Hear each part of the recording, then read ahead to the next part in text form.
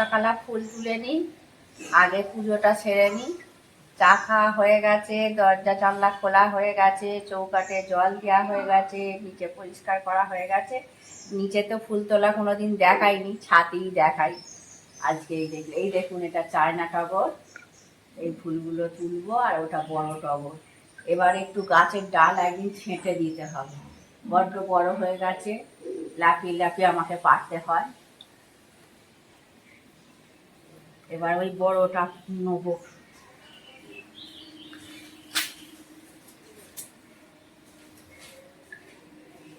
এই গাছের ডাল বড় হয়ে গেছে, টেনে টেনে পারতে হচ্ছে। আর কি বলবো আমার হাজব্যান্ডকে যে গাছের ডালটা একটু ছেঁটে দাও। আবার বৃষ্টির জল পেয়ে হয়ে যাবে, বর্ষাকালে না ছাঁটলে হবে না, বড্ড বড় হয়ে গেছে। এগুলো তুলে দিই। সকালে আগে পুজো করে এলে না মনটা খুব ভালো লাগে। এই ফুলগুলো সবই তুলে নেবো। নিচে থেকে তো টগর ফুলগুলো সাদা নিয়ে এলাম। এবার দেখুন আমার এই গাছটায়, ছোট্ট গাছটায় কত সুন্দর ফুল হয়েছে। এটার নামই হচ্ছে লক্ষ্মী জবা। কত সুন্দর দেখুন ফুলটা। আর একটাও হয়েছে, আপনাদেরকে দেখায়, এই যে দুটো হয়েছে, তুলে নেবো। আর এদিকেও একটু দেখায়, এটা একটা হয়েছে এই কালারের, এই যে দেখুন কালারটা। আর অপরাজিতা দেখুন কত অপরাজিতা হয়েছে, এই যে নীল থোকা অপরাজিতা, দেখছেন কত বড় বড় নীল থোকা অপরাজিতা। আর এটা এটা দেখুন আমার স্থলপদ্ম রানী, স্থলপদ্ম, এগুলো তুলে নেব। এই যে আমার বেল ফুল কত বড় বড় ফুটছে দেখুন, বেল ফুল।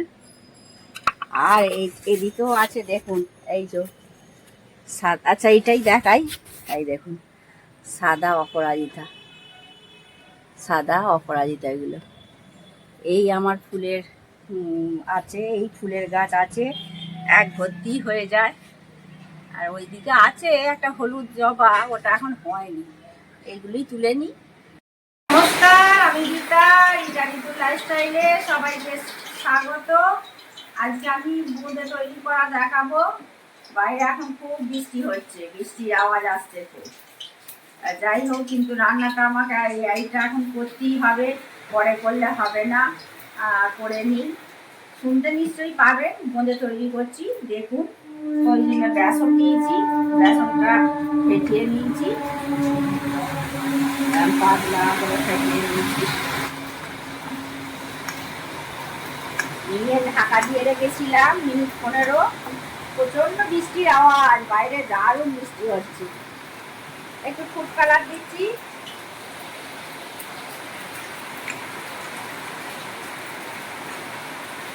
আপনারা চাইলে নাও দিতে পারেন, আমি একটু ফুড কালার দিলাম, আমার ভালো লাগে, দেখতে সুন্দর লাগে, সেই জন্য আমি দিয়েছি।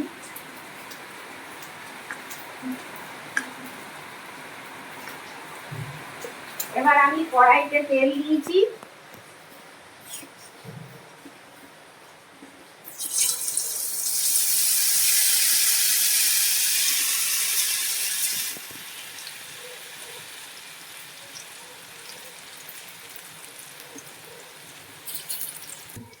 আর দেবো না, এগুলোই নেবো। গ্যাসটা একটু জোর দিই, গ্যাসটা লো ফ্লেমে ছিল।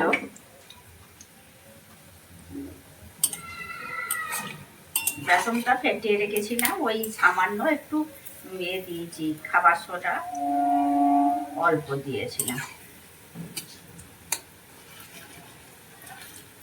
এটা তুলে নিই।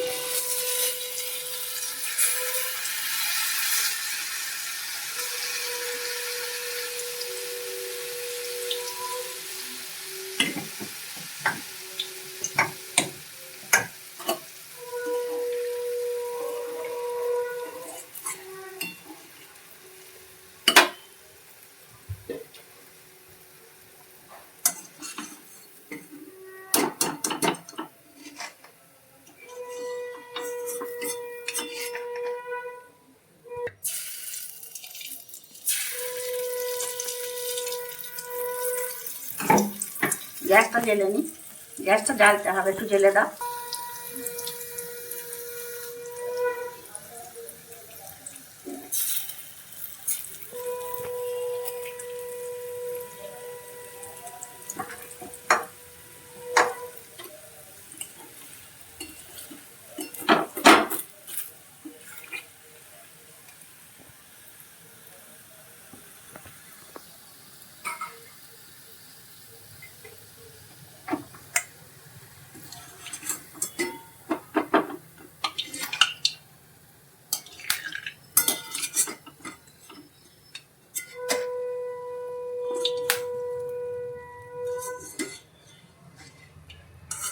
ছোট ছানটা নিতে হবে। এরকমভাবে সবগুলো ভেজে নেবো, নিয়ে রস করে দেবো, তখন আবার আপনাদের সঙ্গে শেয়ার করবো। এইভাবেই সবগুলো ভেজে নিচ্ছি আমি।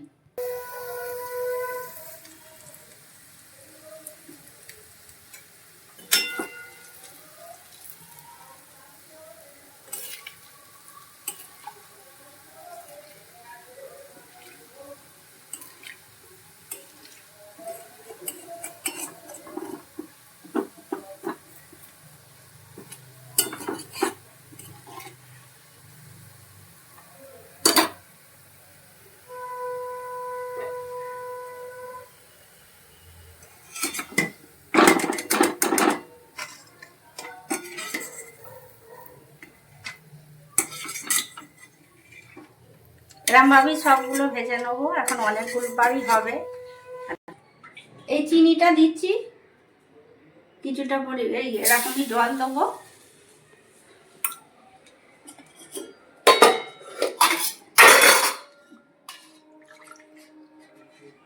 এক বাটি জল দিচ্ছি,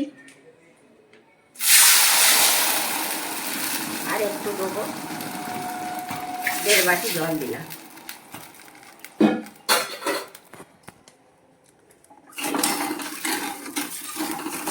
ফুটে যাক। এবার একটা ছোট এলাচ দিয়ে দিই, ভালো সেন্ট হবে।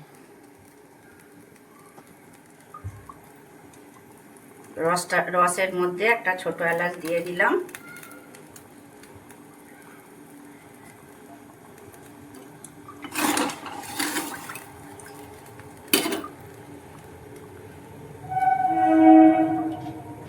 আর দুটো এলাচ, ছোট এলাচ দিয়ে দিচ্ছি।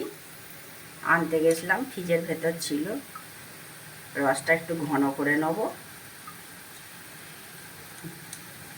4টে ছোট এলাচ দিলাম, প্রথমে একটা দিয়েছিলাম, এখন 3টে দিলাম।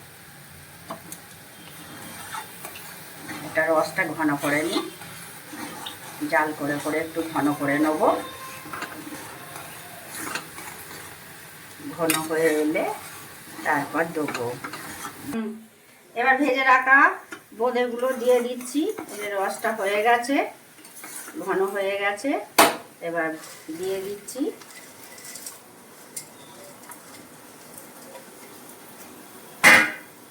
এবার নেড়ে দিচ্ছি।